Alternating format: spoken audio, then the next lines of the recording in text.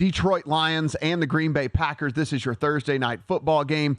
As we sit right now, the Lions are 1-point favorites over the Packers. 45 is your total. We see both of these teams win today, Mike, so they are both coming off a positive sentiment.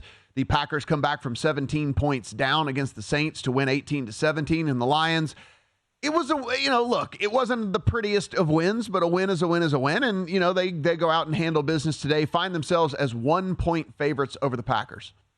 This one's tough to bet right now just because you don't know the injury report here for Green Bay, missing 5 starters at the start of the game, including Adams and including Watson, who we haven't seen out there. Jair Alexander was a surprise for me today. Look, I have this number at 1.5 for the Packers, so I would be a Packers better if I had a better idea of the injury report.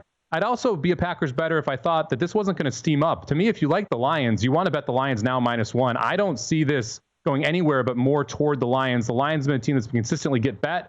Green Bay Packers have money come against them multiple weeks so far this year. So if you like the Lions, bet it now. If you like the Packers, wait like me and see what this injury report shows up as. Yeah, I am with you here. This Packers team, it's just too hard for me right now with all of the different injuries. And the thing is we're not going to know. There's no point in them tipping their hand early on here, Mike, on a short week anyway, right? So we're probably not going to know who suits up for them until 90 minutes before kickoff. We're probably going to get a bunch of those questionables again on all of these key players. We do know that Watson and it was somebody else that was out there trying to give it a go today. It might have been Bakhtiari. I don't know. There's 2 guys that were out there warming up. So they were trying to play today and were just wasn't able to actually suit up and give it a go. So does that mean they were being conservative and then they wanted to play this week? I don't know. I'm trying to read between the lines here, but maybe that was the case. It was kind of like, I could maybe go, but it's still not quite there. And I know we're on a short week anyway, so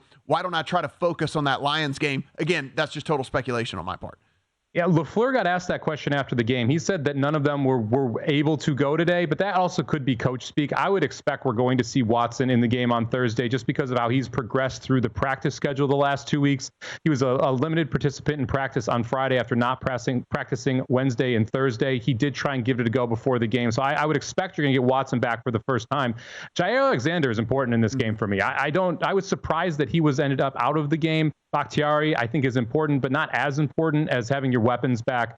Love looked pretty good today. Especially when the chips were down, he looked good in the fourth quarter. So to me, this is a team that I want to be backing. My ratings still are high on the Packers. I can tell based on the money that rolled in today when the injury switch came. I can tell by the way this line has moved already. So like I said, I'll wait to see if I can get a 3 with the Packers before I bet it. But even with the injuries today, I would take +3 with the Packers.